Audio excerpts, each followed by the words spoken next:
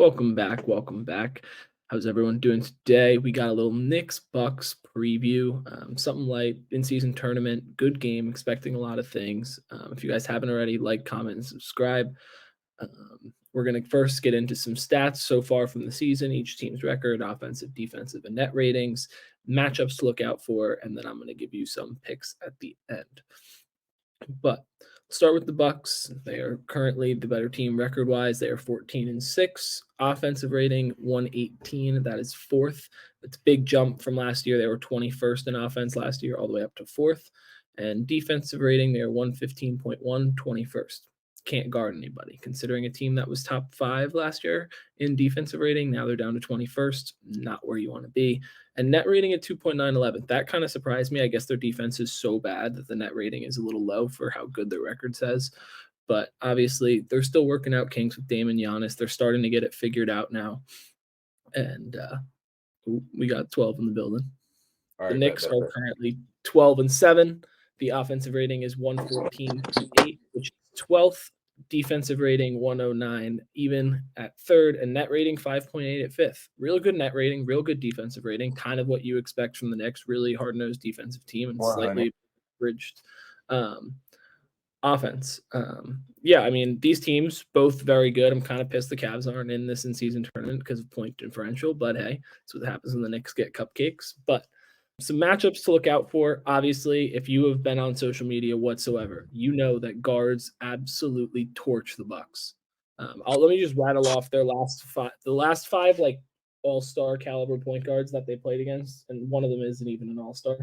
But Trae Young, last game, 32-12.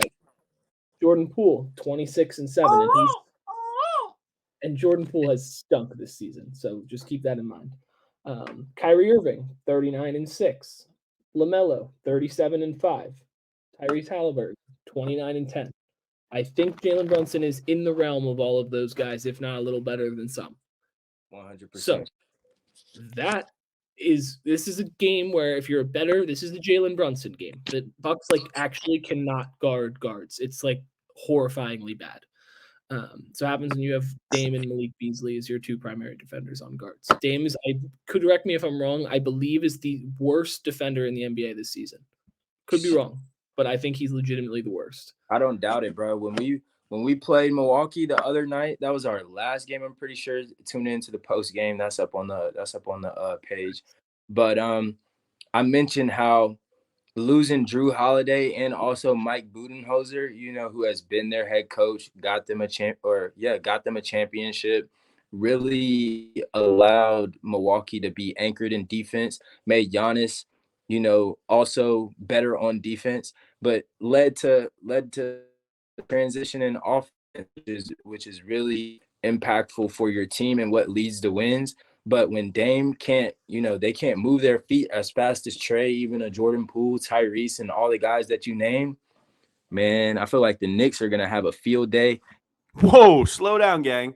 If you're liking this content here, I really appreciate it if you'd like, comment, and subscribe. It's free. It takes 0 seconds. I make sure to like, comment, and subscribe to all the creators I like watching because I know it makes a huge difference for them, just like it makes for us. Stick with us. TOT Faithful, we love you guys. Please like, comment, subscribe, and check out more videos. And it's not even going to be close because the only threat that they really have, Dame is a threat from the perimeter, but the only threat that they really have is Giannis. And I think Julius Randle can handle that. I don't know about that. Yeah, the other end of the spectrum is, yes, the Bucks are terrible against point guards. The other stats I was looking up, Julius Randle in his last 3 games versus the Bucks shot 8 of 24 from the field, 18 points. That is 33% from the floor. The next game, 9 for 29, 25 points, 31% from the floor. 5 of 20, 16 points, 25% from the floor. That's awful. In each one of those games, he had more shot attempts than points. That can happen. If you're the Knicks and you want to win this game, that simply cannot happen again. I assume it will because, well, yes, Randall does get his shots up, whether he's making them or missing them. He gets them up. But, I mean, having Brook Lopez, Bobby Portis, and Giannis to rotate on a single player is some of the 3 best you can possibly have, especially on a guy like Randall who likes to do his damage in the post. but then he gets frustrated and steps out to the 3-point line, where in those 3 games, he made 1 3 out of like 6 or 8 minimum each game. So you have to try and force him to shoot the 3 ball. Yes, he's decent at it, but it's like, what is the Knicks going to do if they can't get offense from Randall? You give it to Brunson because that's the matchup. Brunson, 100%. Have you already done Milwaukee's Yeah. All right, bet. So I believe for me, I think the Knicks get this dub easy money. Really? And I think that's just because Julius Randle, as wishy-washy as he is, the boy knows how to compete, and he is a dog when he's locked in that mode. But But is I he all think the time though? He's not always locked in. that's what I'm saying. But I think because there is an incentive, Yeah, and true. you don't have to play 7 games, you don't have to win 4 games in order for you to advance now. I think that they can really take advantage of Milwaukee's new situation. I don't think Milwaukee has it figured out this far into the season, for one. If it was, towards the postseason, a little bit after the trade deadline, maybe Dame and Giannis and everybody will figure it out. But like you said, on defense, Dame Dalla and Malik Beasley aren't enough. And I think that they aren't going to be able to keep up with Brunson, for one. They aren't going to be able to keep up with IQ, for two. That boy Emmanuel Quickly is the guy, man. If you pay attention to Tyrese Maxey, them boys have that same engine, have that same go-getter, have that same It's like I'm a the dog. It's like Go the ahead. Pokemon evolution we were talking about of like players have like the Sabonis or Sengun, Sabonis, Jokic. It's kind of like, I don't know what you would do it, but IQ, Max, Maxey. Yeah. yeah, I think Maxey's top tier IQ, and then maybe Cam Thomas. I don't know, a little bit different, but Yeah. give or Yeah. take. You could throw Garland in there. Garland's tough, all them boys. Yeah. But and then Julius Randle. Let's say, I mean, RJ Barrett. Let's talk about RJ Barrett. I don't think Bobby can really guard him. You know what I'm saying? When them boys are hot, are they in the Garden? No, it's in Milwaukee. Sheesh. I mean, and it could still be upset time. And also underrated. I don't know if y'all know this, but Mitchell Robinson is that guy. In regards Yeah. to centers, Mitchell Robinson is that guy, and I don't think Brook Lopez is ready for that matchup. I see a whole lot of mismatches coming from the Knicks to I Milwaukee. Honestly, Yeah, I think these teams match up so poorly against each other, to be honest. 100. Like the Knicks have the advantage in the guard realm scoring wise because, well, the Knicks don't really guard guards particularly well either. So I think this will probably be more of a Dame than Giannis game if I had to guess. But it's Giannis, so he can really score on anyone.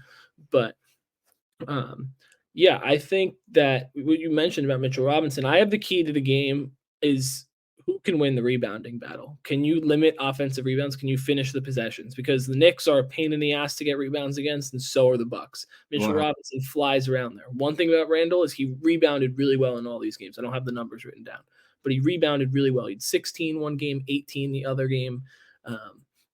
These teams rebound.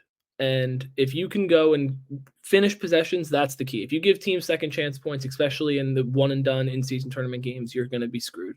100. So I think the key to the game is really the glass, and it's for the Bucks. Can you try and limit Jalen Brunson? And for the Knicks, can Julius Randle muster up something more than 35% of shooting? 100. But let's get into game picks. Currently, the spread is Bucks -5. Obviously, I think you like the Knicks +5. Of course. Yeah, I'm gonna go the Bucks in this game. I just think that not having Randall be able to score at the rate that he's accustomed to is going to really hurt the Knicks. And I think Brunson could get 40 this game. I think it's gonna be very tight. I just think it's gonna come down to some late free throws or a little run at the end by the Bucks. And I just trust Dame in clutch situations more than I do Jalen Brunson. But 100%. And for me, um, let's take a step back. Let's look at last season. You played the Miami Heat, and to me, the Heat were obviously a better team because they got to make it to the finals in comparison to Milwaukee. But it's and crazy. Giannis was a little, I understand last season, but I think you got the size Jericho Sims included. I think that whatever it is that you're going to have to combat on the defensive end for the Knicks, I think that they can muster up some type of structure to contain Giannis. And I think that from my perspective, I'm throwing Quickly on Dame every day of the week. Quickly's aggressive. I love the way that he defends, and I think he's quick enough to slide over those screens. I don't suggest being in drop, and yeah, I like Knicks +5. I like Knicks +5. Yeah, you're kind of talking me into it. I just think that I don't know if Brunson can take you all the way there, the level that Dame can, because while yes, Brunson is probably going to get 35. Like, I'm not kidding. If I was like, I might honestly bet him to get a ton of points. But yeah, I just think that Dame is going to be able to exploit his matchup, whether it's IQ, like you said, whether it's Josh Hart. I'm forgetting and Chenzo, man, you got DiVincenzo. Yeah, there's a lot of them. You got 3-point threats, and 3 guys specifically talking Brunson, RJ Barrett, Julius Randle that can give you 20, and you can definitely throw Quickly in there. You could, and they did it last season. They had like 4 players with 20, definitely in double digits. But man, the Knicks are a problem. They got to get Julius Randle right. And then if Jew is right, if Julius plays well, this is really just a banking on Julius Randle not playing well. If he doesn't play well, then I don't think the Knicks have a good chance to win this game. If you can get good efficiency, whether it's even if it's 16 points and you get it on good efficiency, like 8 or 9 shots, fair enough. But we know Julius Randle's not going to shoot that. He will shoot 20 times. If you can get 10 of 20, get him to 50%.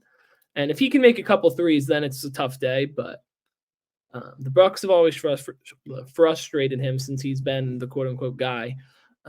But I'm excited for this game. Definitely watching it.